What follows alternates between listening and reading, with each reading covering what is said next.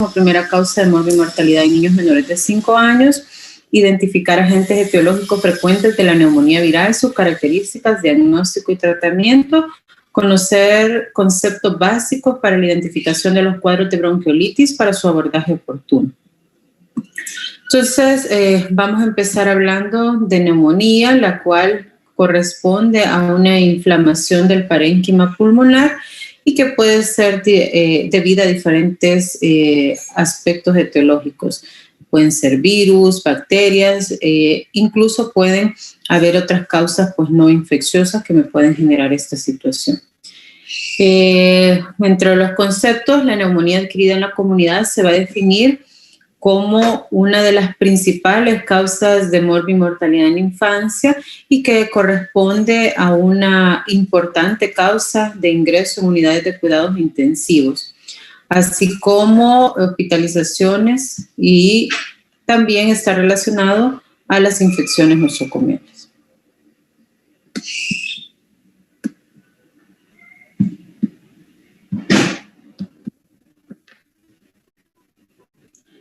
Entonces, hay diferentes factores de riesgo para que un pacientito pueda adquirir una neumonía. Entre estas, el estrato socioeconómico bajo, ¿verdad? Vamos a ver pues mayor riesgo. Estos pacientitos suelen vivir a veces en condiciones no muy adecuadas, así como tener a veces condiciones de hacinamiento que pueden contribuir, la malnutrición también, y todo eso pues contribuye a que este estrato sea en el cual haya mayor riesgo de padecerlo. Algunos otros antecedentes propios del paciente, como podría ser la prematurez, la desnutrición, la exposición a contaminantes inhalados, entre ellos el principal, el tabaquismo familiar, y la asistencia a guarderías. Todo ello aumenta las probabilidades de sufrir un caso de neumonía. Entonces, sabemos que la neumonía, como mencionábamos, es la primera causa de muerte en niños menores de 5 años. Para el año 2018 se reportó para el año 2010 se reportó un 18% de casos de neumonía, constituyendo la principal causa, seguido de, sin contar en este 18%, a la neumonía neonatal, ¿verdad? Que corresponde a un 4%.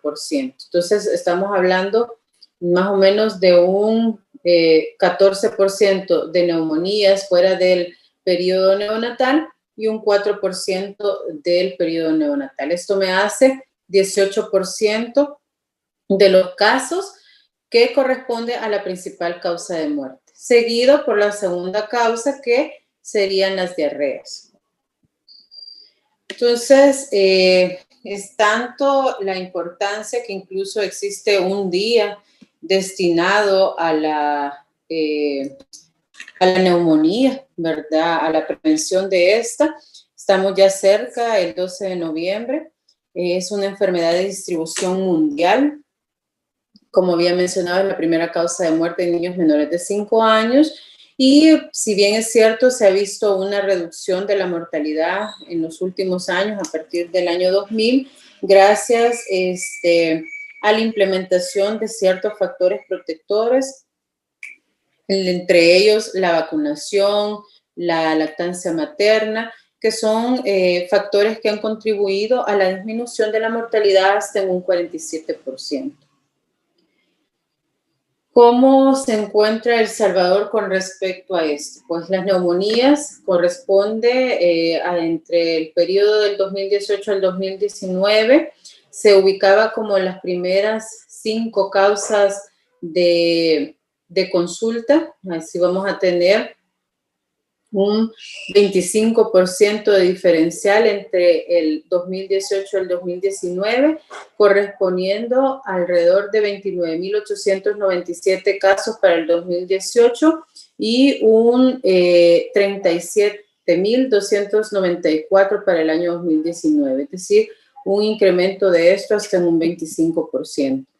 Los grupos de edad donde principalmente se ven las afectaciones, pues son en los niños, principalmente en los menores de 5 años, que es donde vamos a ver mayor porcentaje de afectación.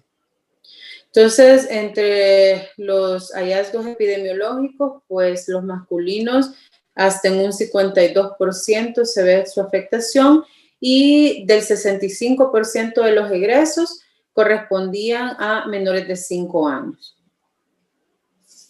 Entonces, vamos a ver que epidemiológicamente en El Salvador pues se hace la vigilancia centinela, que nos permite ver la distribución de los virus respiratorios a lo largo de las diferentes semanas epidemiológicas, esto correspondiente al año 2018 y 2019. Vamos a ver ahí los diferentes virus que han podido ser tipificados, entre ellos los virus de la influenza, tanto H1N1 como H3N3, influenza A no tipificable, influenza B, virus sincitial respiratorio, el adenovirus, la parainfluenza. Entonces, ahí podemos ver el comportamiento, como a lo largo del año, pues vamos a tener diferentes casos de, que corresponden a estos agentes virales que se han podido aislar. Entonces, vamos a ver que más o menos ahí por mayo, entre mayo, junio, julio, es la época en la que suele haber siempre un incremento de los casos, ¿verdad? Y pues siempre se hace la vigilancia centinela de las infecciones respiratorias agudas graves, que es lo que nos permite pues, ver el comportamiento a lo largo del año de esta enfermedad y poder en algún momento aislar y tipificar el agente involucrado. Entonces, la edad es un buen predictor también de los patógenos causantes de neumonía, ya que en relación a los grupos de edades, así vamos a tener que varía pues, el agente etiológico más probable y eso nos puede ayudar al momento de tomar una conducta terapéutica, ¿verdad? Teniendo en consideración que no siempre vamos a poder tener aislado cuál es el agente específico, ¿verdad? Entonces, basándonos en la edad, en los síntomas clínicos, en la época del año, podemos indagar y poder tener la posibilidad de dar un tratamiento empírico oportuno y adecuado. Entonces, los virus van a ser los agentes etiológicos más frecuentes en los niños menores de 5 años. Los agentes virales que son más comunes van a incluir el virus sincitial respiratorio como el principal, seguido de virus como la parainfluenza, influenza y adenovirus. Entonces, viendo características por cada uno de ellos, el virus sincitial respiratorio, decíamos, es el más frecuente, entre un 19.8% de los casos, y corresponde a la primera causa de hospitalización en lactantes y niños pequeños por patología respiratoria. Se asocia mucho también a casos de bronquiolitis, como vamos a ver más adelante. Los rinovirus, su relación con neumonía en niños asmáticos principalmente puede ubicarse hasta en un 13.6% de los casos y como coinfección en un 30%. También origina sibilancias e infiltrados, ¿verdad? Presenta fiebre mucho menos frecuente que otros tipos de virus, entre ellos el bocavirus. El metaneumovirus causa alrededor del 12% de las infecciones respiratorias bajas en niños pequeños y va a ocasionar principalmente casos de bronquiolitis y contribuye también a las exacerbaciones asmáticas. Puede originar neumonías en un 11.5% de los casos. Los adenovirus, pues que pueden estar presentes también, sobre todo en épocas de verano, y que en muchos casos pueden ubicarse síntomas concomitantes de gastrointestinales, como por ejemplo diarrea, pueden verse también inyecciones conjuntivales, lo cual nos puede hacer sospechar la etiología por un adenovirus. La influenza A y B, así como la parainfluenza 1, 2 y 3, también pueden estar presentes, aunque estos también pueden ser causantes de otras entidades, como por ejemplo el parainfluenza, que también contribuye a los casos de crudo. El bocavirus es un virus emergente que causa frecuentemente infecciones respiratorias graves en niños. Se caracteriza por fiebres altas, sibilancias, neumonías e hipoxia. puede presentarse entre los meses entre octubre y diciembre, y en estas fechas suele ser o puede llegar a ser el segundo lugar, seguido del virus sincitial respiratorio, ¿verdad? Es decir, como principal causa el virus sincitial respiratorio y como segunda causa el bocavirus. Entonces, sobre todo en aquellos pacientitos que requieren hospitalización, ¿verdad? Tiene la misma distribución en cuanto a la época de aparición que el virus sincitial respiratorio, y las características clínicas y de la edad pueden ser diferentes, lo cual puede en alguna medida ayudar a diferenciar entre unos y otros. Entre estas diferencias, el virus sincitial respiratorio va a afectar sobre todo a los niños menores de 1 año, puede principalmente generar bronquiolitis, no origina leucocitosis y la PCR suele ser normal. En los casos de bocavirus, los niños tienen una edad media de 2 años, suele haber fiebres altas, leucocitosis, PCR elevadas, ¿verdad? Lo cual en algunos casos tiende a confundir y origina el uso de antibióticos como parte del tratamiento. Entonces, este bocavirus puede encontrarse hasta en un 55% de los niños que presentan sibilancias recurrentes. Produce bronquiolitis en un 21% y neumonías en un 14.2% de los casos o en coinfección con otros virus. Puede inducir inflamación y manifestaciones clínicas, ¿verdad? Que las bacterianas o virales individualmente, los niños tienden a requerir más hospitalizaciones en mayor frecuencia cuando se encuentra este virus. Hay coinfecciones virales, ¿verdad? Es frecuente en las neumonías adquiridas en la comunidad, sobre todo en niños menores de 3 años. Puede ser un factor de mal pronóstico, ¿verdad? Si se producen neumonías más graves cuando hay coinfección.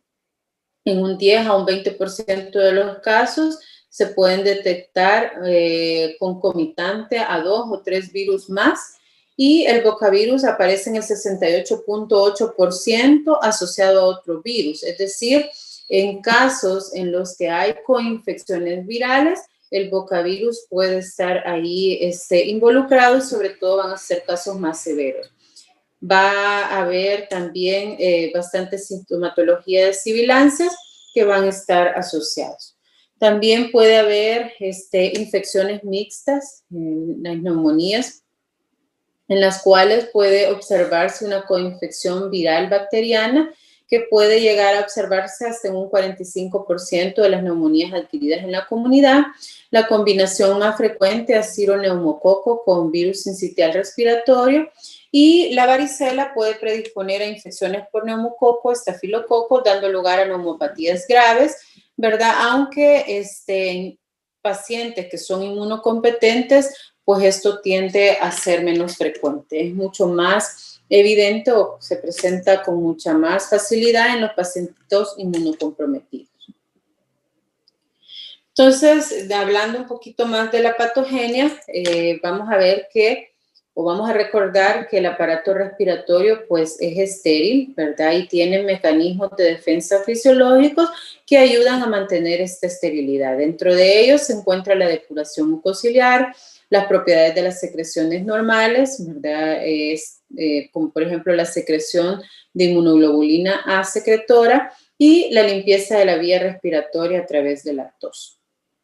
Si recordamos, la tos es un mecanismo de defensa y por lo tanto no debería ser tratado a menos que sean casos particulares en los cuales sí está justificado.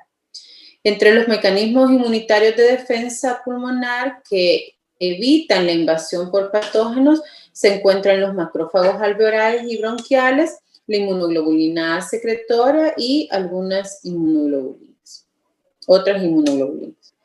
Entonces, una neumonía vírica habitualmente se va a deber a diseminación de una infección a lo largo de las vías respiratorias, que suele acompañarse de lesión directa al epitelio respiratorio. Esto va a producir obstrucción de la vía respiratoria por tumefacción, va a haber presencia de secreciones anómalas y restos celulares. Entonces, el menor calibre de la vía respiratoria sobre todo en los lactantes pequeños, hace que estos vayan a ser más susceptibles a desarrollar infecciones graves. Por eso, entre los que más se complican, pues principalmente son los menores de 3 meses e incluso pueden también los menores de 6 meses pues, presentar cuadros que progresan a situaciones un poco más graves.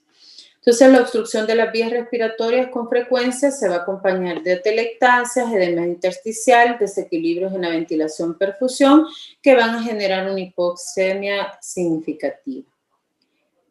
Entonces, pueden predisponer al paciente a presentar una infección bacteriana secundaria al alterar los mecanismos defensivos normales del pacientito y alterar las secreciones y modificar la flora bacteriana, ¿verdad? Por eso no sería raro encontrar en algunos casos las infecciones mixtas, ¿verdad? Con coinfección tanto bacteriana como vírica.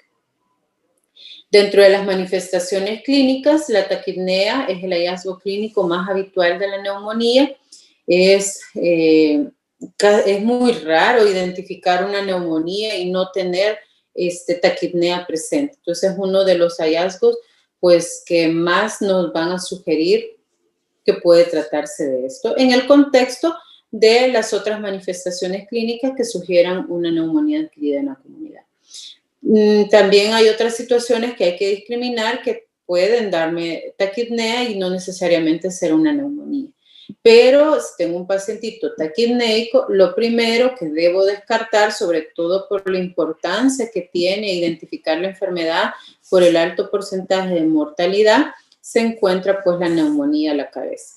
Por eso, entre los signos significativos que la estrategia IEPI utiliza para identificar neumonías, recordemos que es una estrategia sencilla para identificar fácilmente aquellas enfermedades prevalentes de la infancia. Entonces, para tratar de discriminar o de clasificar rápidamente aquel pacientito que podría ser candidato al diagnóstico de una neumonía, se encuentra principalmente la taquipnea. Entonces, recordemos los valores de la frecuencia respiratoria en función de la edad van a variar, ¿verdad? Por lo tanto, hay que tenerlos en consideración para poder identificar cuando esto no se trata de algo normal. Entonces, mencionábamos antes que para los menores de 1 año, taquipnea se definía con respiraciones arriba de los 50 respiraciones por minuto. Entre los pacientitos entre 1 y 5 años, respiraciones arriba de los 40 por minuto y pacientitos de 5 años a más, arriba de los 30 respiraciones por minuto. Entonces, recordemos que la frecuencia respiratoria debe medirse durante 1 minuto. No es válido eso que hacemos con la frecuencia cardíaca, ¿verdad? Que multiplicamos, contamos 15 minutos y multiplicamos, etcétera.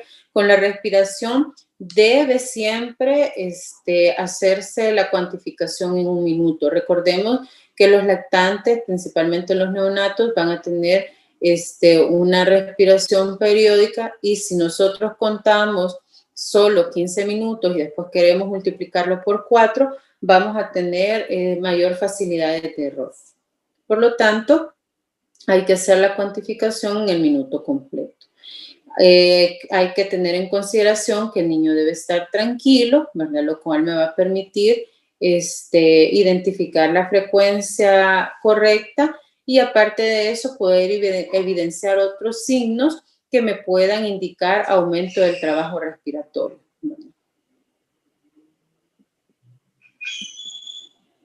Entonces, los signos y síntomas van también a ayudar a diferenciar entre si la etiología probable sea viral, bacteriana o por bacterias atípicas. En este cuadrito podemos evidenciar, según los diferentes síntomas, los que podrían estar relacionados a una etiología viral. Así vamos a ver que los niños menores de 3 años son los que presentan más frecuentemente etiología viral. El inicio de la fiebre pues, va a ser variable, pero por lo general no es tan alta, suele ser menor a los 38.5 grados centígrados. La taquipnea pues, va a estar presente y junto a otros síntomas que pueden ser catarrales, entre ellos la rinorrea. En algunos casos puede haber exantema por el mismo agente etiológico involucrado. Pueden a la auscultación evidenciarse roncos y sibilancias. El leucograma pues va a ser variable, posiblemente va a evidenciarse una linfocitosis. Patrón radiológico va a ser intersticial difuso y el derrame es raro. Mientras que en las bacterianas, pues puede encontrarse en todas las edades, ¿verdad? El inicio de la fiebre es más brusco, elevado, generalmente arriba de los 38,5 grados centígrados. Siempre está presente la taquipnea. Pueden haber otros síntomas como otitis medias agudas, dolor en abdomen. En la auscultación se pueden evidenciar sus crepitantes, estertores. El diferencial de leucograma, leucocitosis, a predominio de neutrófilos, y el patrón radiológico es hacia la consolidación. En algunos casos, dependiendo del agente etiológico, puede ser frecuente el derrame. Y en cuanto a las bacterias atípicas, pues lo más frecuente, el micoplasma, la edad más frecuente es arriba de los 5 años. El inicio de la fiebre tiende a ser insidioso o febrículas, incluso pueden pasar desapercibida. La taquipnea es rara en estos casos, generalmente hay una disociación clínico-radiológica, ¿verdad? Lo cual hace pensar también que puede haber una infección por bacterias atípicas. Pueden haber otros síntomas como faringitis, a la auscultación esta puede ser normal o evidenciarse sibilancia.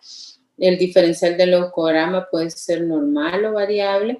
El patrón radiológico tiende a ser variable y en algunos casos, pero es muy raro, puede haber derrame. No es lo más frecuente. Entonces, las manifestaciones clínicas me van a servir pues, para el diagnóstico. El diagnóstico de la neumonía es eminentemente clínico. La radiografía solo es un hallazgo confirmatorio, ¿verdad? O en busca de complicaciones, pero clínicamente debería de hacerse el diagnóstico. Entonces, no hay excusas de que porque en primer nivel no hay cómo tomar una radiografía, pues no podemos saber o mandarlo referido solo porque no se puede diagnosticar y para que le hagan la radiografía. No, ¿verdad? Sino que con las manifestaciones clínicas, pues podemos hacer el diagnóstico. Entonces, en primer lugar, una buena historia clínica en donde se registre la evolución de los signos y síntomas, ¿verdad? Cómo estos han ido apareciendo en el tiempo.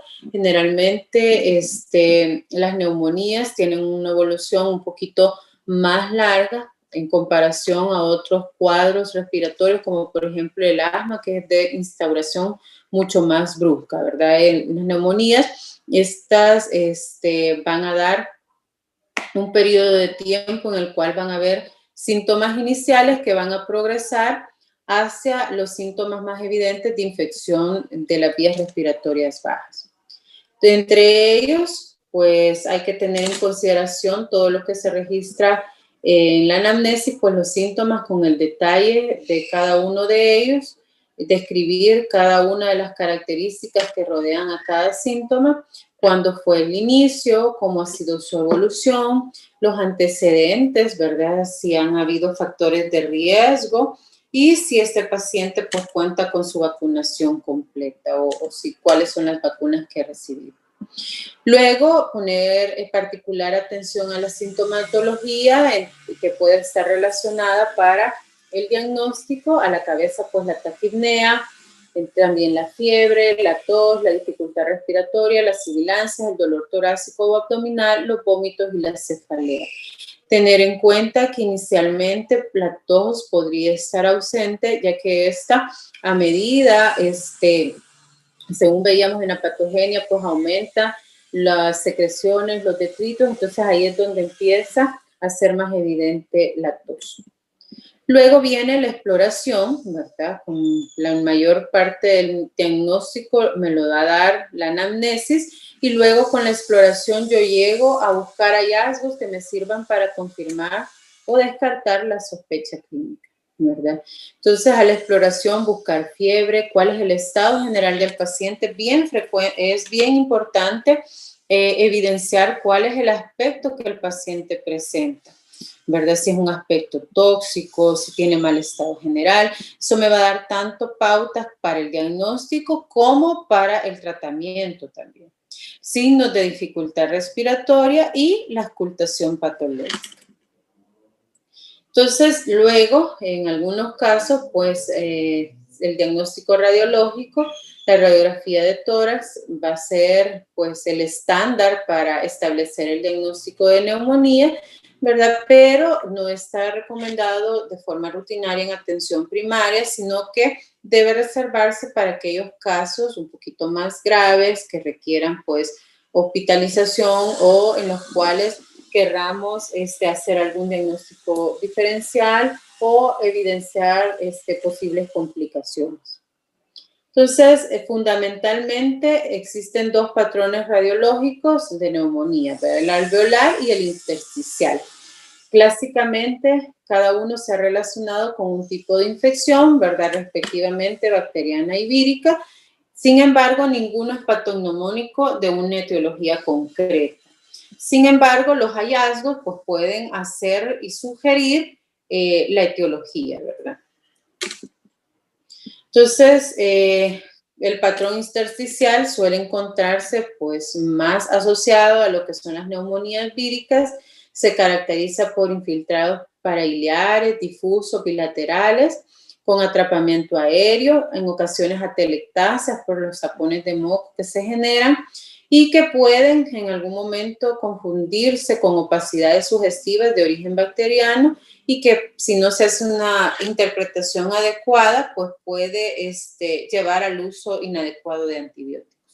Recordemos que las atelectasias pueden tener una forma de aspecto triangular y tienden a jalar las estructuras hacia el lado donde se encuentra la lesión. Luego, diagnóstico microbiológico, ¿verdad? Hay escasa sensibilidad de algunos estudios microbiológicos, ¿verdad? Por lo cual suele ser difícil hacer en todos los casos el diagnóstico microbiológico del agente involucrado. Entonces, la dificultad para obtener una muestra adecuada, la poca relación costo-beneficio. Por ello, no se recomienda realizar estudios microbiológicos en pacientes previamente sanos con neumonía adquiridas en la comunidad, sin criterios de gravedad y clínica entre leve a moderada, que pueden ser tratados a nivel extrahospitalario. Entonces, las muestras de nasofaringe pueden ser útiles para la detección de antígenos virales respiratorios mediante enzimo inmunoanálisis. Entonces, en base a esto, pues podemos tener test rápidos de la influenza, del virus sincitial respiratorio, entre otros virus. Prácticamente, en base a esto, es que se hace la detección con la vigilancia Centinela en nuestro país. Hay hospitales centinelas que se encargan de recolectar estas muestras y así es como podemos tener la tipificación y el comportamiento de los diferentes virus en las diferentes semanas epidemiológicas del año. En algunos casos en los cuales pues todas las infecciones respiratorias agudas graves pues tienden a tener también la necesidad de hacerse la detección microbiológica.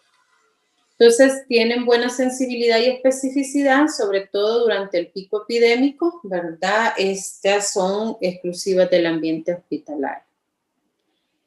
Entre las pruebas complementarias, ¿verdad? A excepción de los estudios microbiológicos específicos en donde se aísla el microorganismo, no existen hallazgos clínicos, radiológicos o de laboratorio con suficiente sensibilidad y especificidad para diferenciar entre la neumonía vírica de la bacteriana.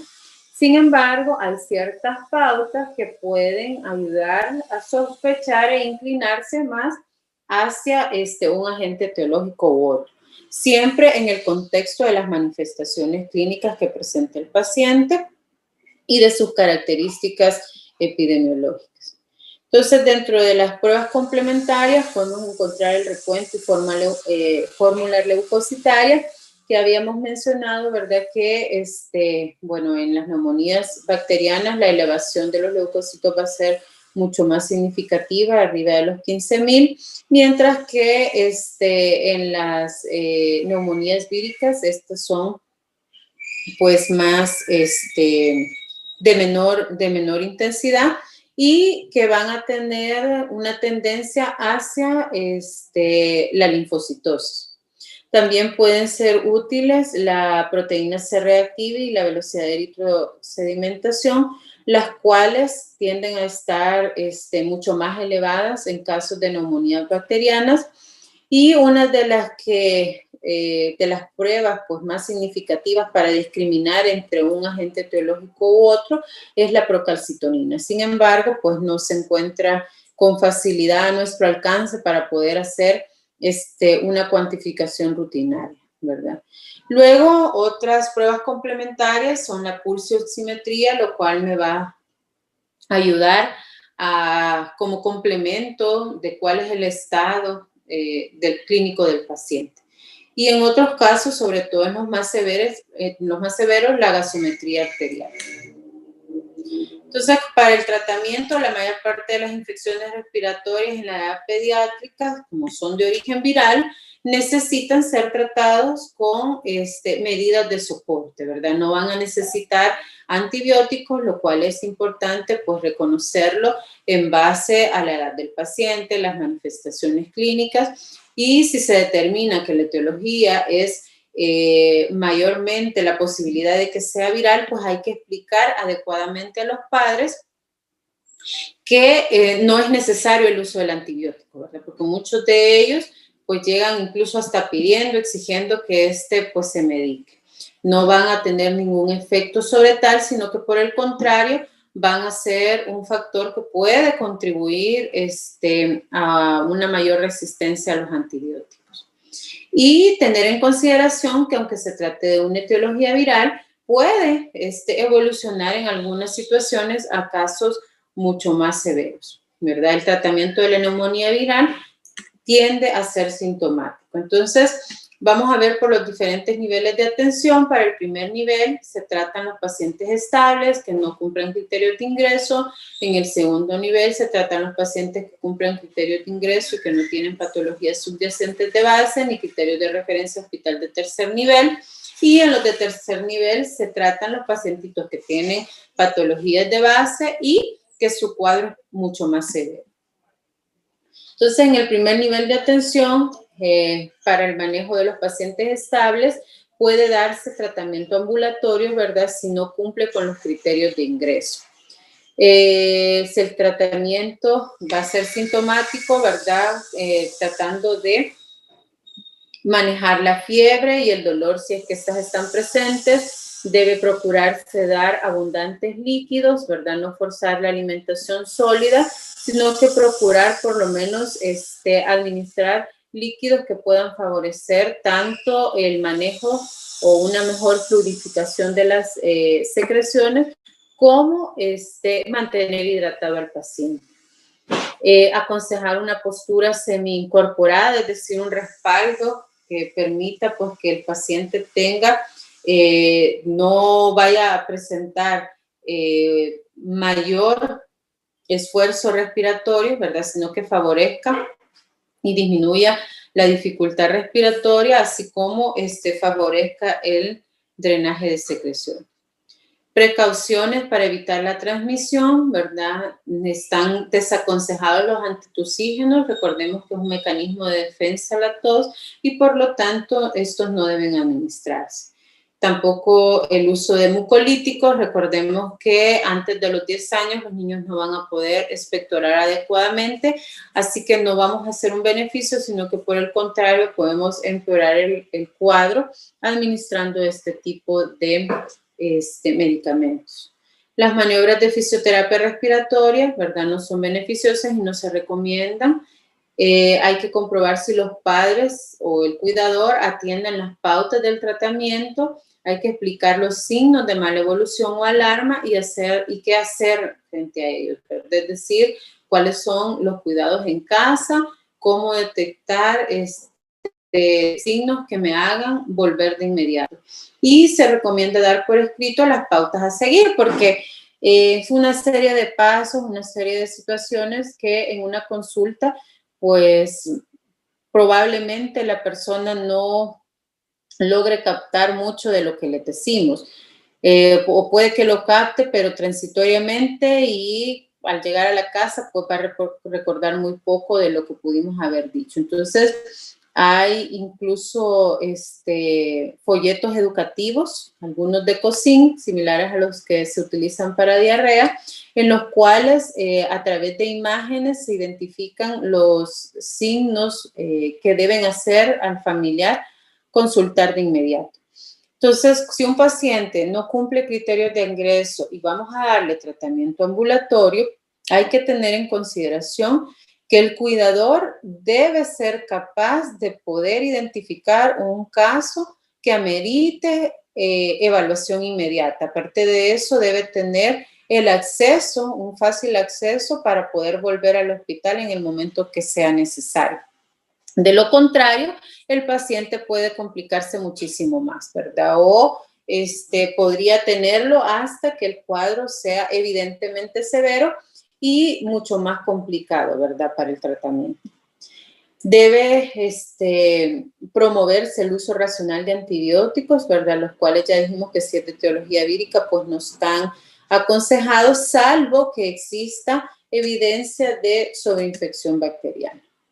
Por ejemplo, los que mencionábamos, que coexisten una neumonía viral junto con una otitis media aguda, por ejemplo, en el cual sí esté justificado el uso del antibiótico.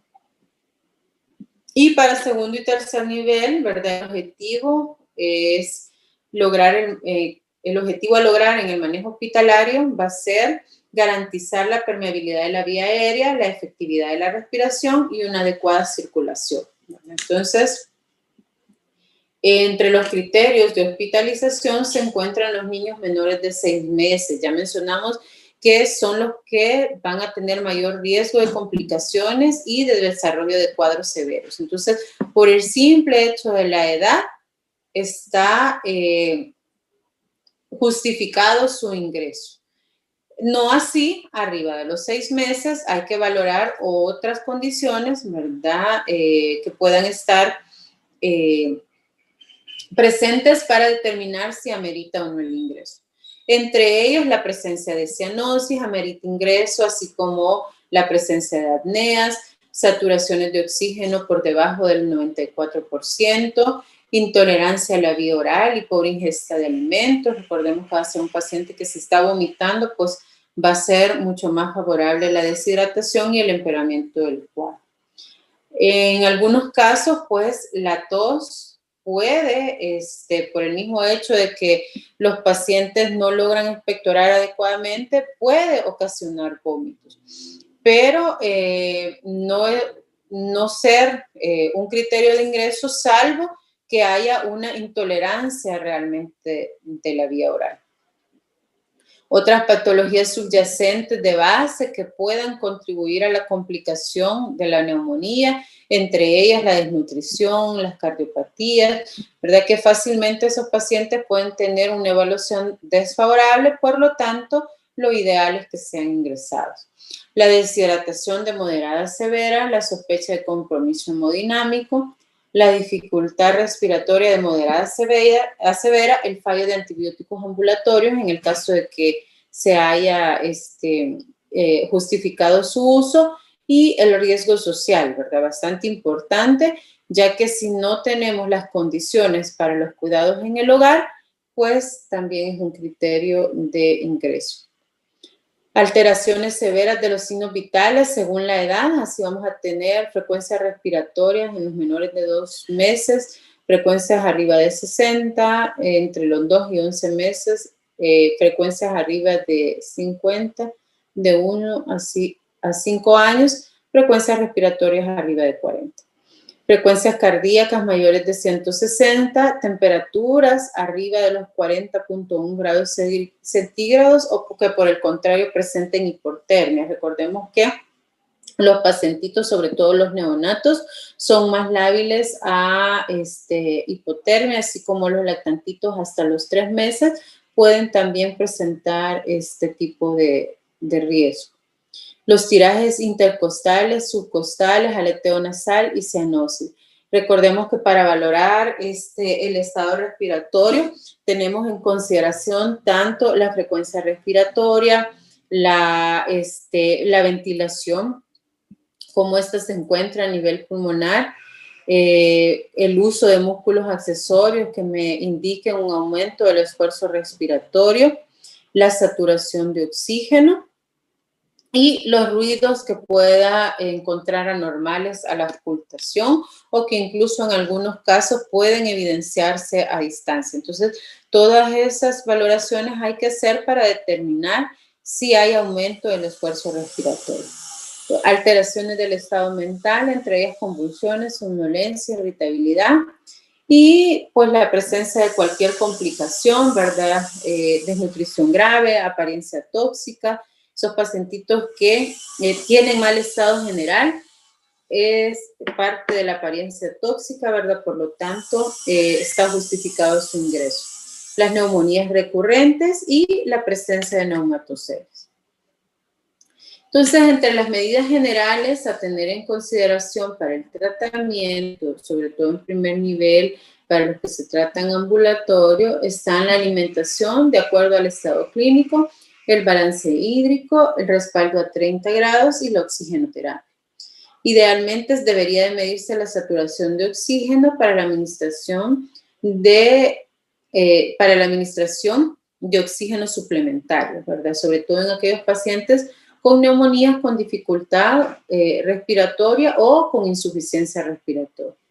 El aporte de líquidos debe ser el adecuado para garantizar un estado de hidratación adecuado, ¿verdad? Entonces los requerimientos deben suplir las necesidades según la fórmula de Holiday-Siga. En pacientes críticamente enfermos es importante hacer un monitoreo de los electrolitos, ya que estos también podrían, por la condición crítica del paciente, estar alterados. El tratamiento de la fiebre y el dolor, ¿verdad? Puede hacerse con acetaminofén, con dosis de 10 a 15 miligramos por kilogramo de dosis, la cual puede administrarse cada 4 o cada 6 horas, según la fiebre. Para los criterios de alta y seguimiento, los criterios de alta, pues la mejoría clínica de la condición del ingreso, 24 horas sin fiebre, buena tolerancia a la vía oral, disponibilidad para continuar con el antibiótico oral si fuese necesario. Entre los criterios de seguimiento están que debe hacerse el enlace con el establecimiento de salud correspondiente, ¿verdad? Entonces, debe elaborarse un resumen clínico adecuado. El resumen clínico debe ser útil, no es solo ya cuando sean internos, en algunos momentos les va a tocar elaborar resúmenes clínicos. Entonces, estos deben cumplir la función por la cual se elaboran, no es solo un requisito para el egreso del paciente, sino que ese resumen clínico va a ser con el que se le va a dar seguimiento en el primer nivel al paciente. Entonces, debe contener datos importantes que puedan hacer que el colega que va a dar seguimiento a este paciente que estuvo hospitalizado pueda tener la información necesaria, pues, para poder ver la evolución del paciente. Pero a veces nos quedamos en copiar la presente enfermedad y se olvida escribir todo lo que fue la evolución, los exámenes, principalmente los estudios importantes que se pudieron haber hecho o los últimos reportados, ¿verdad? No es necesario copiar, si tuviese 5 exámenes, todos los 5 exámenes, sino que hay que hacer hay que elaborar el resumen partiendo de los datos que puedan ser útiles para el seguimiento del paciente, colocar cuál es el tratamiento que tuvo mientras estuvo hospitalizado, cuál es el tratamiento con el que se le está dando el alta y cuál es el plan con el que se está yendo, ¿verdad? ¿Cuál va a ser el seguimiento que se espera que este paciente tenga en el nivel al que se está retornando? Esto con respecto a las neumonías virales. Vamos a hablar ahora de lo que es la bronquiolitis, lo cual puede ser una de las infecciones respiratorias agudas de las vías respiratorias inferiores, más frecuentes sobre todo en los lactantes menores, abajo de 1 año de edad, y supone hasta un 18% de todas las hospitalizaciones pediátricas. Entonces, el virus sincitial respiratorio va a ser el principal virus involucrado como parte de la etiología de esta enfermedad y se puede aislar hasta un 70 o un 80% de los pacientitos con bronquiolitis, aunque también puede ser producido por otros virus, ¿verdad? Pero el más frecuente es el típico, el virus sincitial respiratorio. Entre los otros virus que pueden estar involucrados se encuentran el rinovirus, el bocavirus, adenovirus, metaneumovirus y los de menor frecuencia, la parainfluenza y el virus de la gripe. En la fisiopatología, ¿verdad? Las manifestaciones de la infección van a ser el resultado de un efecto citopático directo del virus en las células del epitelio respiratorio en respuesta a la inmunidad del paciente. Entonces, en respuesta a la infección se van a liberar diferentes citoquinas, como entre ellas la interleucina 6, el factor de necrosis tumoral alfa, las quimiosinas y otros mediadores de la inmunidad celular que van a regular la respuesta local y que van a ser la primera respuesta a la infección.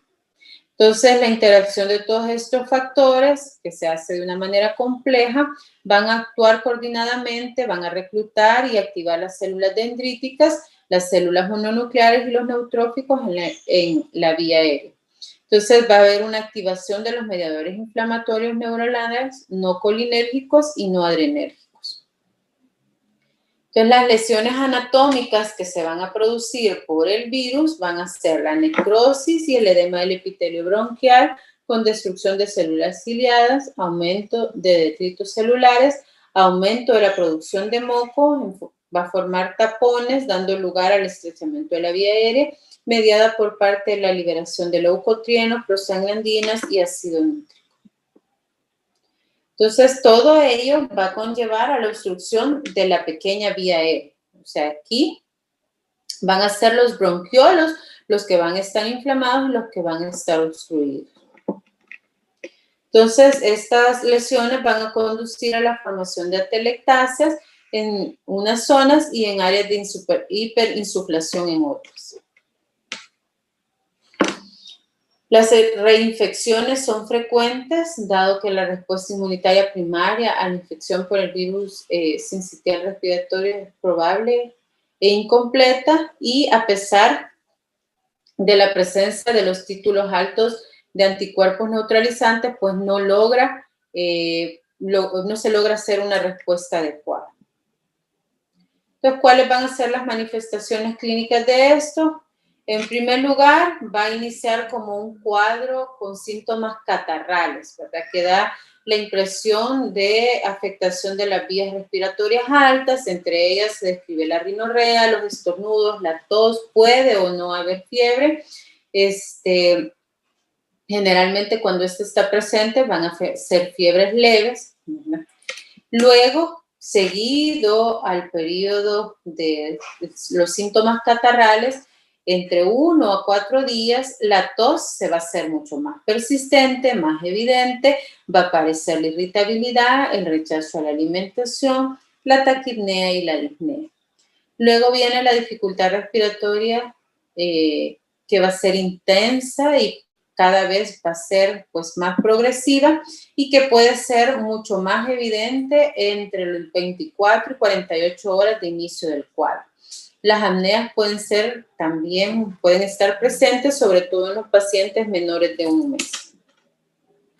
Entonces, los síntomas van a desaparecer en menos de 1 semana, aunque la tos va a persistir. Esta incluso, bueno, es lo último que desaparece, incluso puede ser tan prolongada que puede durar entre 3 a 4 semanas posterior a la mejoría de los demás síntomas. Entonces, esto hay que tenerlo en consideración a la hora de la educación de los familiares, ¿verdad? Porque la tos va a persistir mucho más allá de la mejoría del paciente.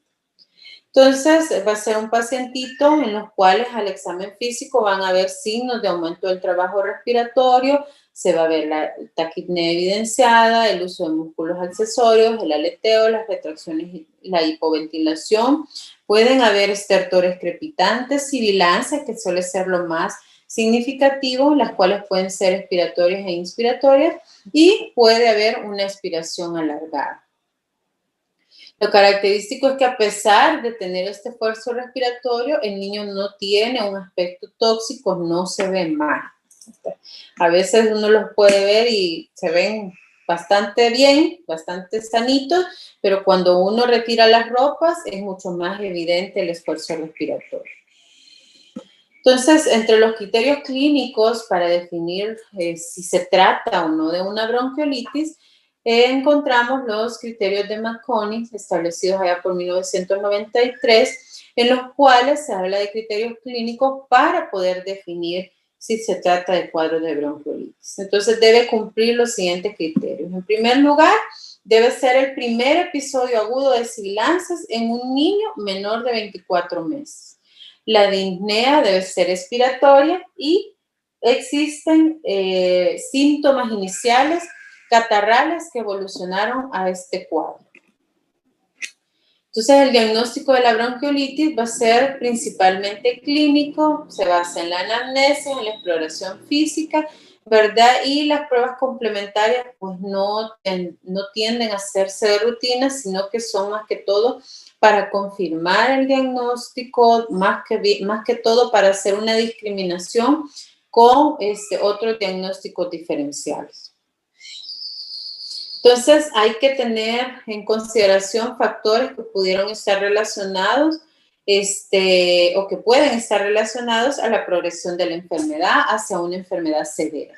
Entre ellos, los niños menores de 6 semanas pues van a ser los que más se complican, incluso habíamos mencionado, pueden estar relacionados a episodios de apnea, antecedentes de prematurez, enfermedades de base, como cardiopatías congénitas, enfermedades pulmonares crónicas, displasia broncopulmonar, fibrosis quística, anomalías pulmonares congénitas, enfermedades neuromusculares e inmunodeficiencia.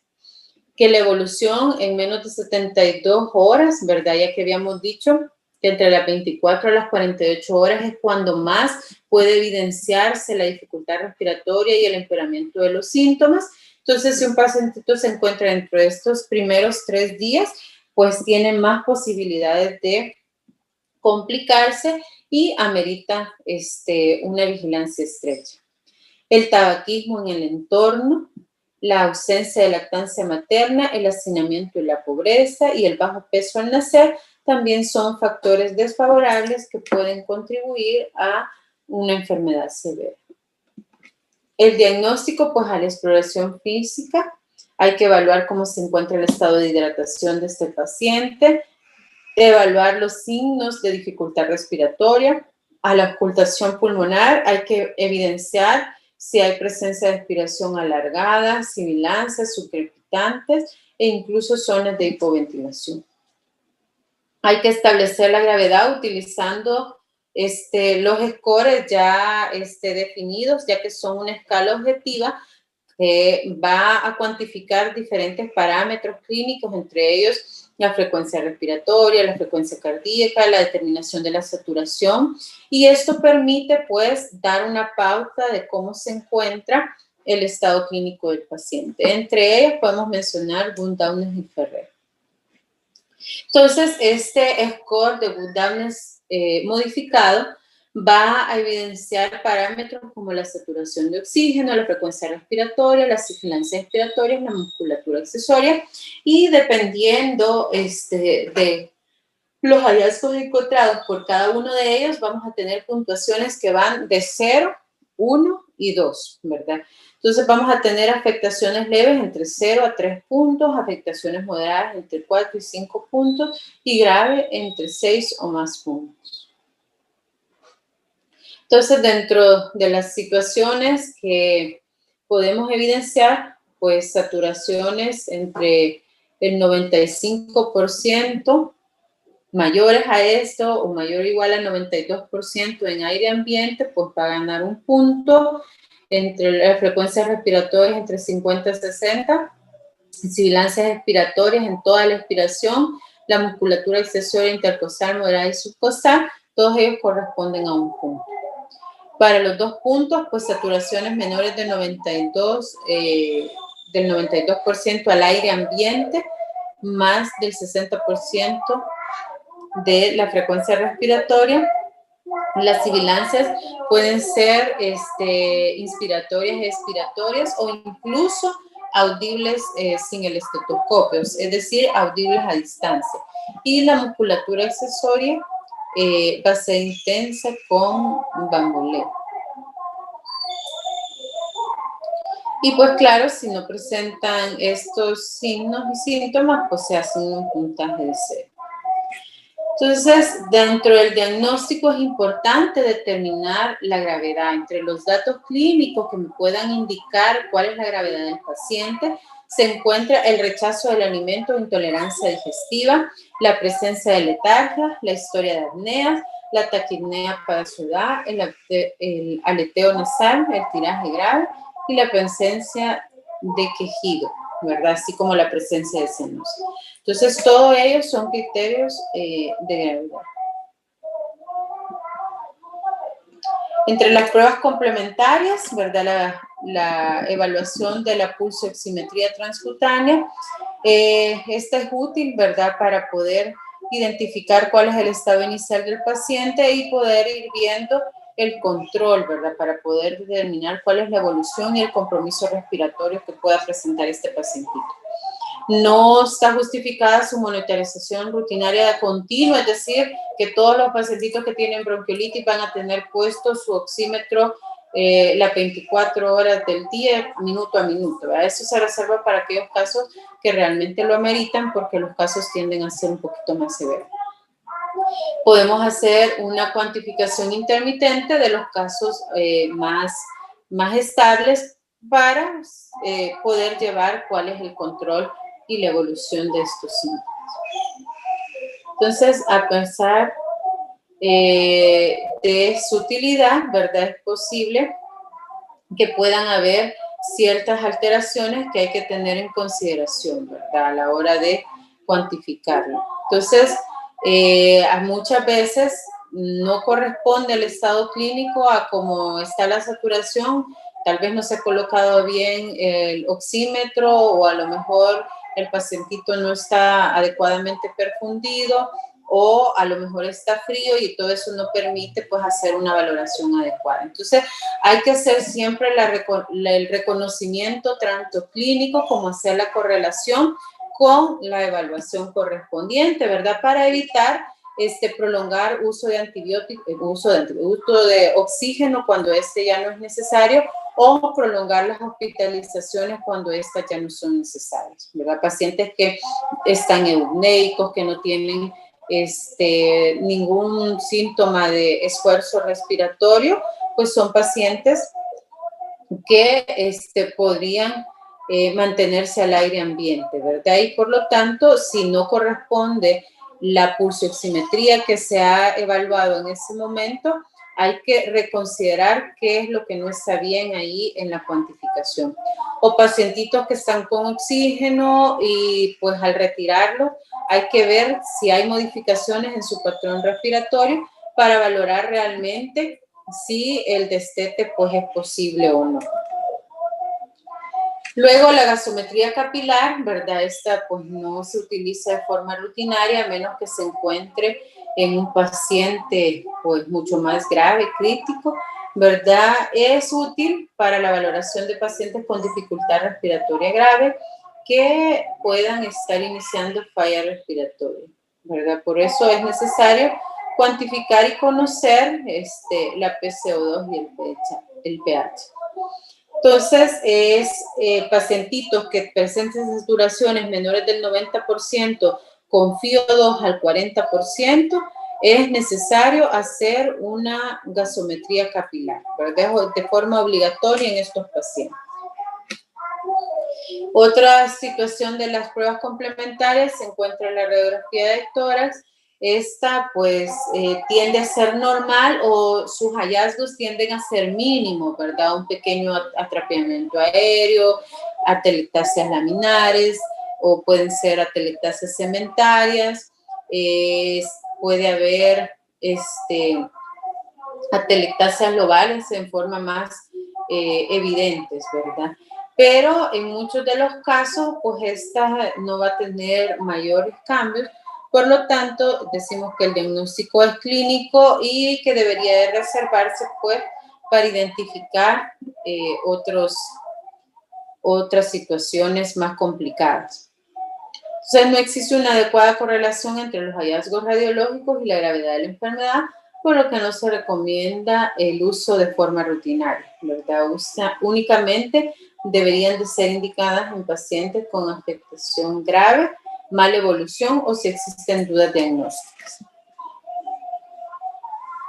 En cuanto al hemograma, la proteína C, la procalcitonina o el hemocultivo, pues estos no se recomiendan de forma rutinaria, ¿verdad? Salvo que el paciente no presente un cuadro típico o el cuadro sea muchísimo más severo, ¿verdad? Entonces, la determinación de proteína C reactiva o de procalcitonina pueden ser útiles para en estos pacientes que presentan bronquiolitis aguda y fiebre elevada, en los que se sospeche una infección bacteriana, ¿verdad? Que nos puede ayudar a discriminar sobre infecciones o cuadros bacterianos realmente y que ameritan, sí, tratamiento con el antibiótico.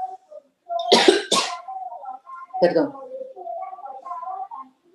En cuanto a las cuantificaciones de examen de orina y o urocultivo, ¿verdad? Si bien es cierto, no se recomiendan exploraciones rutinarias complementarias en una bronquiolitis típica, ¿verdad? Han habido casos en los que se ha documentado mayor incidencia de infecciones urinarias en lactantes menores de 60 días con bronquiolitis aguda y fiebres elevadas.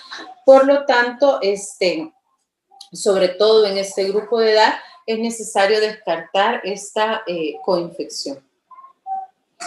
Entre los diagnósticos diferenciales, como es un cuadro que básicamente ocurre en los niños menores de 2 años, principalmente en los varones, ¿verdad? Entonces, el diagnóstico diferencial va a abarcar aquellas entidades en las cuales haya tos seca y dificultad respiratoria, ya sea con o sin sibilancia, ¿verdad? Hay que plantearse el diagnóstico diferencial, ya sea de crisis asmática, especialmente en los pacientitos que presentan bronquiolitis arriba de los 6 meses de edad y que tienen antecedentes familiares o personales de atopia. La tosferina, la neumonía, la aspiración de cuerpo extraño, la fibrosis quística,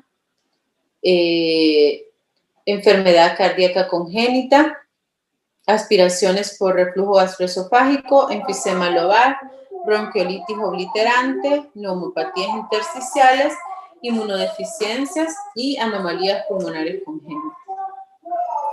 Entonces, un resumen, un cuadrito, lo pongo porque resume bastante bien todo lo que corresponde a la enfermedad, ¿verdad?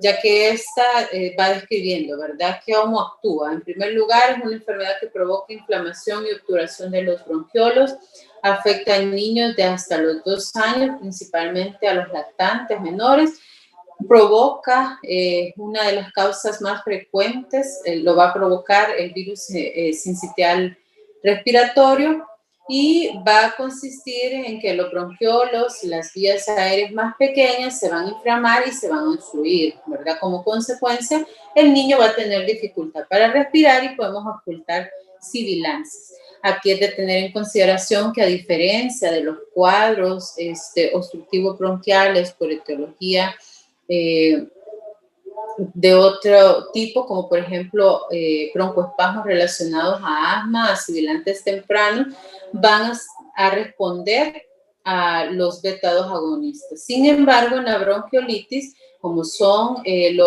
las estructuras de pequeño calibre, son los bronquiolos los que se encuentran afectados, los que van a tener tumefacción, estos van a estar obstruidos y no va a haber ninguna respuesta a lo que son los broncodilatadores.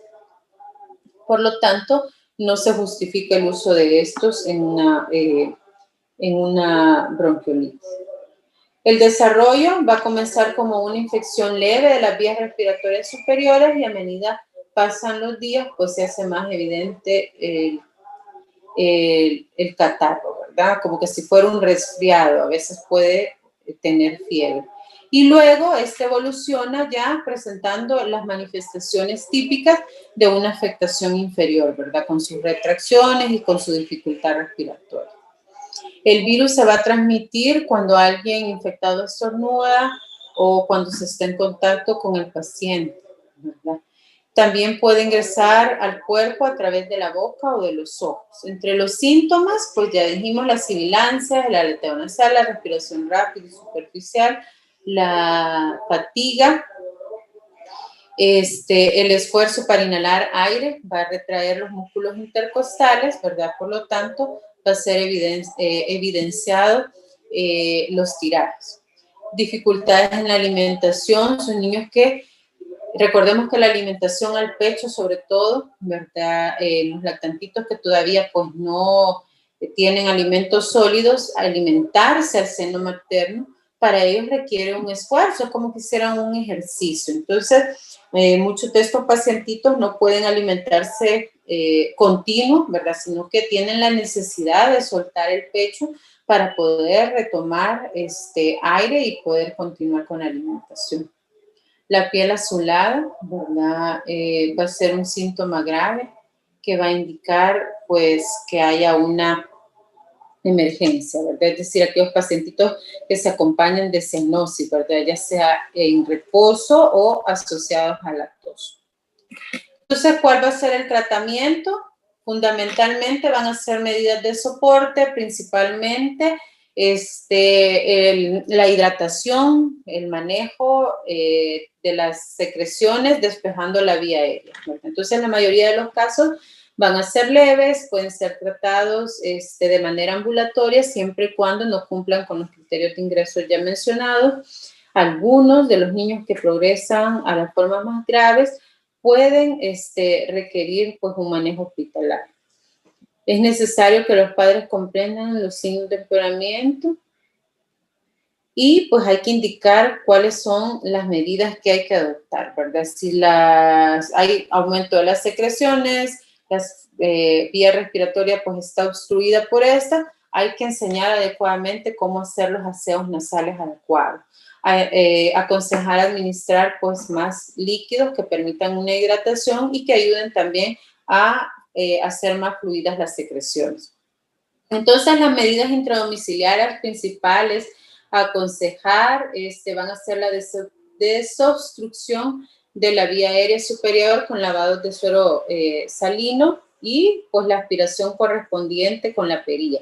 No sirve de nada solo poner las gotitas y humedecer la nariz, sino que lo que se quiere son hacer aseos nasales, poder despejar la vía respiratoria, ¿verdad? Sobre todo antes de que el pacientito se alimente. Si va a estar muy lleno de secreciones, pues va a favorecer mucho más los vómitos, va a favorecer muchísimo más la dificultad respiratoria en el paciente. Entonces, se aconseja que antes de su alimentación sean pues despejadas las secreciones de su vía respiratoria. Y hay que tener en cuenta también medidas que mencionábamos anteriormente, ¿verdad? La postura del lactante debe ser en decúbito supino con hiperextensión leve, ¿verdad? Colocar de manera que se coloque la cabeza en posición de olfateo y con una elevación a más 30 grados centígrados. La temperatura ambiental no superior a 20 grados centígrados, evitar irritantes ambientales como el humo de tabaco, asegurar que se toman adecuados líquidos, ¿verdad? Y que los tolera adecuadamente. Vigilar los signos de empeoramiento o de alarma, que entre ellos se encuentra la dificultad respiratoria, el aumento de la frecuencia respiratoria, el trabajo respiratorio, la agitación, el mal color, pausas de apnea, rechazo del alimento o vómito. Entonces, todo ello son signos de empeoramiento y que deben ser una alerta que incluso puede ser evidenciados por los familiares y debe motivarlos a consultar de inmediato. Controlar la temperatura, ¿verdad? Hay que hacer una cuantificación, debemos educar a nuestra población para que tengan la cultura del termómetro, ¿verdad? Y no la cultura de la manito. Es que yo lo sentí caliente. Entonces, lo ideal es tener una muestra objetiva, una cuantificación objetiva. Hoy hay termómetros de todo tipo, tanto baratos como caros, fáciles de leer, como un poquito más complicados. Entonces, lo ideal es que pueda controlarse la temperatura. No debería ir a guarderías porque va a favorecer la transmisión con los demás compañeritos, ¿verdad? Entonces, hasta que se haya mejorado, no debería de existir. Aparte que los cuidados, pues posiblemente no sean los más favorables cuando esos lugares se dedican pues a otra cantidad de niños que asisten. Esto es procurar un ambiente tranquilo, es decir, no molestar al lactante con maniobras bruscas. En la medida en la que se agite, pues el empeoramiento de la dificultad respiratoria pues va a ser más evidente y va a ser mayor. Entonces, si la evolución es buena, puede darse un control sistemático en 24 a 48 horas. Los criterios para la hospitalización, pues mencionando nuevamente el rechazo a la alimentación, intolerancia digestiva, la deshidratación, la letargia, la presencia de apneas, taquipneas para su edad, dificultad respiratoria moderada o grave, la saturación de oxígeno menor al 94% al aire ambiente, enfermedad grave según la escala objetiva que vimos, el diagnóstico que pueda no estar muy claro, ¿verdad? Si hay duda diagnóstica, a lo mejor pues es el ingreso para la observación o complementar con otro tipo de estudios. Edad, pues todos los menores de 3 meses y los que presenten comorbilidades. Hay el inicio de los síntomas por debajo de las 72 horas que habíamos mencionado porque es el periodo en el que más complicaciones pueden haber. La situación socioeconómica del entorno, los factores geográficos, la dificultad del transporte, es decir, la dificultad para volver oportunamente y de inmediato, y la capacidad de los cuidadores o de los padres para evaluar la gravedad del paciente. Entonces, ante los criterios, vamos a ver también criterios de tratamiento domiciliario y de alta hospitalaria. Van a ser la presencia de todos, ¿verdad? La ausencia de tiraje intercostal, que tenga un Downs menor a 3, una frecuencia respiratoria menor de 60, una saturación de oxígeno mayor del 92%, que tenga por lo menos 48 horas de no presentar apneas, que tenga una correcta alimentación e hidratación y el medio sociocultural que puede ser favorable y la accesibilidad al pediatra. Entonces, los criterios de hospitalización con alguno de los siguientes que se presente ya corresponde a un criterio de hospitalización. Bueno, dentro de ellos se encuentran todos los que ya mencionamos que están relacionados a la dificultad respiratoria, los signos clínicos y alteraciones que pueden ir mucho más severas, como por ejemplo la presencia concomitante de deshidratación o dificultad para la alimentación o de alteraciones del nivel de conciencia.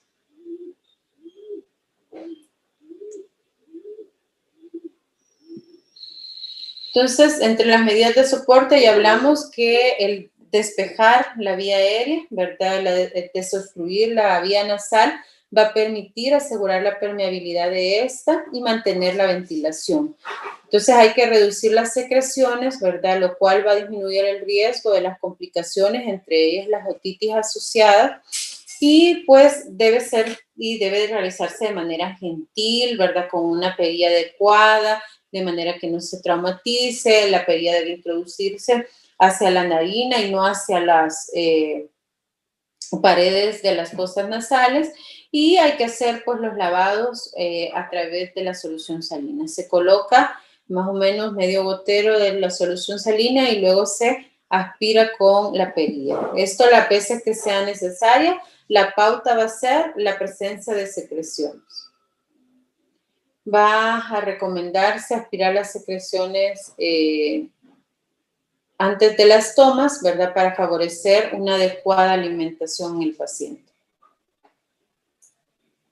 Entonces, también en la presencia de muchas secreciones, pues me va a empeorar mucho más los síntomas clínicos, los signos clínicos.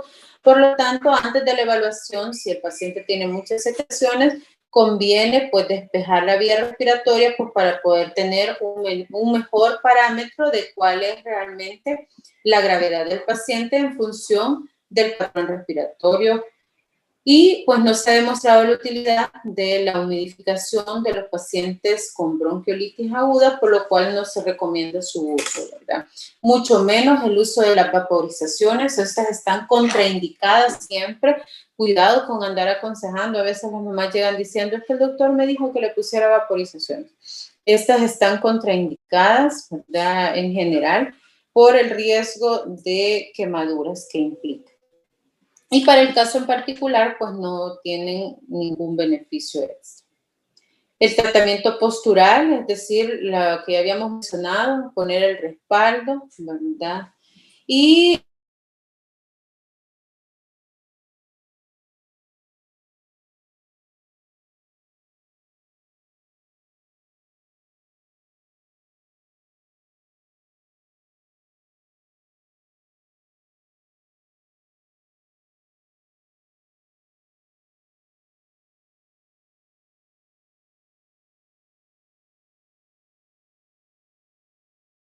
tan importante, el riesgo de aspiración es mucho mayor, por lo tanto, en estos pacientitos debe desaconsejarse la vía oral hasta que mejore el patrón respiratorio por no considerarse segura la alimentación con esa dificultad respiratoria. En cuanto a la oxigenoterapia, la corrección de la hipoxia va a ser el principal objetivo del tratamiento. Para ello, debe aportarse oxígeno, ¿verdad? A través de las sondas nasales o a través de las mascarillas, según sea la necesidad del paciente. Y pues esto va a ayudar al mejorar el aporte de oxígeno, va a contribuir a disminuir el trabajo respiratorio y mantener las saturaciones adecuadas, ¿verdad? En general, se recomienda iniciarlo abajo de los 92%, ¿verdad? Pero sabemos que lo normal es de 95 hacia arriba. Entonces, se recomienda administrar oxígeno de manera intermitente e interrumpiéndolo cuando los valores sean mayores del 90%. Entre las medidas higiénicas, ¿verdad? El virus sincitial respiratorio, pues es altamente infectivo, va a tener una alta tasa de infección.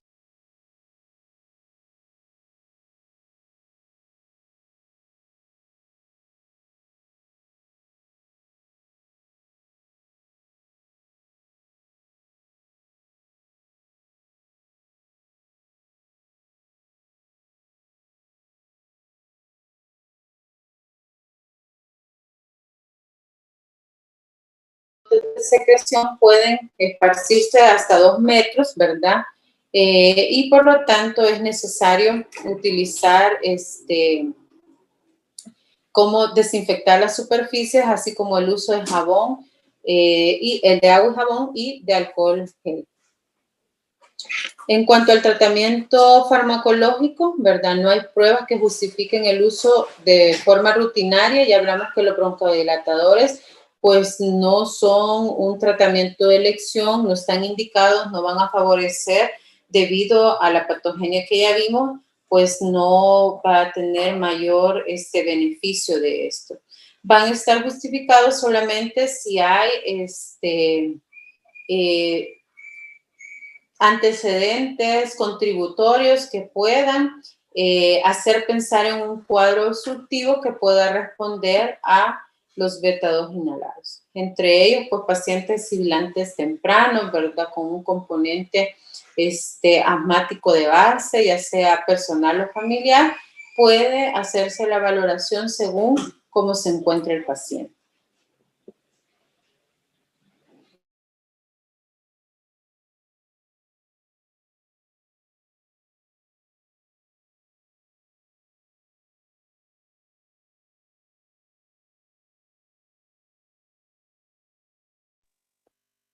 Doctora, no se escucha.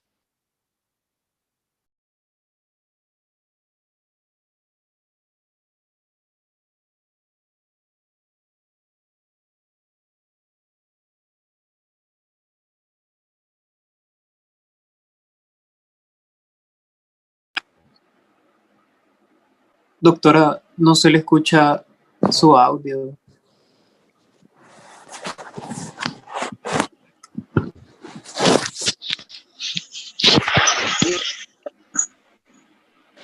Entonces, en cuanto a la solución al suero salino hipertónico, que es algunos de los tratamientos en su momento descritos para esta enfermedad, ¿verdad? Tienen un potencial efecto beneficioso favoreciendo el aclaramiento mucociliar.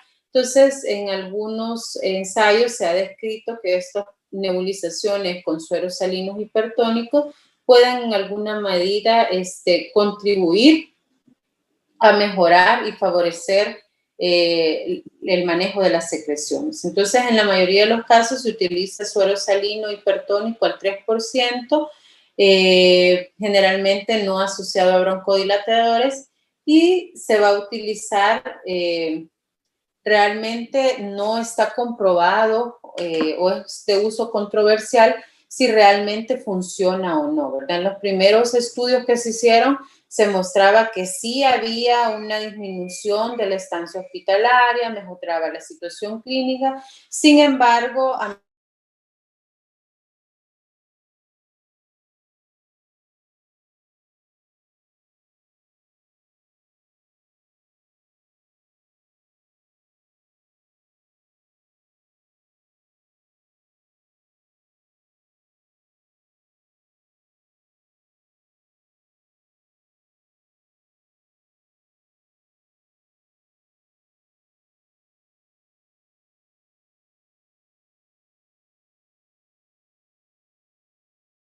antibióticos, ya vimos que la causa de esta enfermedad es vírica y por lo tanto no se aconseja a menos que se documente una sobreinfección bacteriana.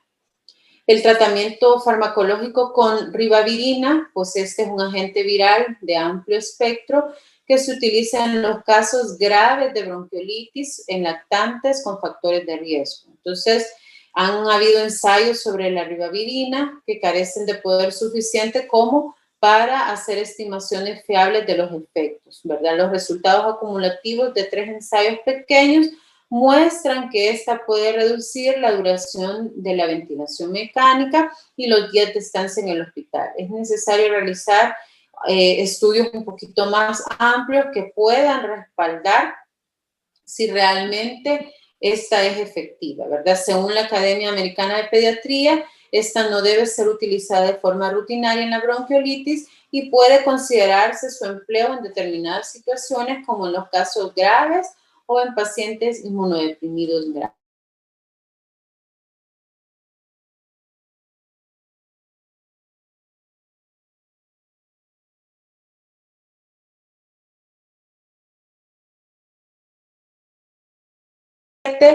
El tratado de pediatría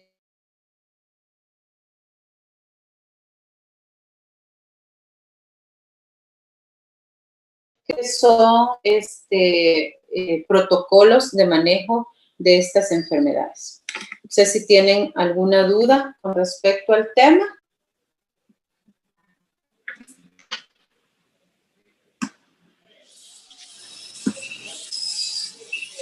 Mientras vemos las dudas, si me hacen el favor, encienden las cámaras para poder hacer las capturas.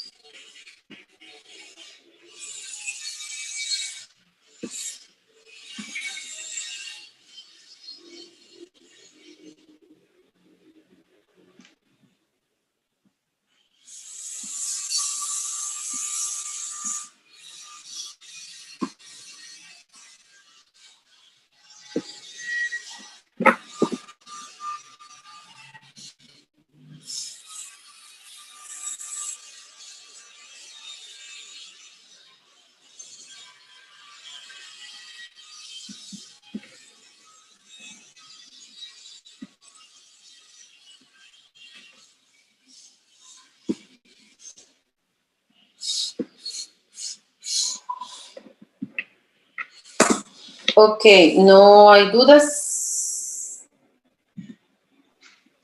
No, doctora, gracias. No, doctora, Ok, gracias. entonces les voy a pasar rápidamente el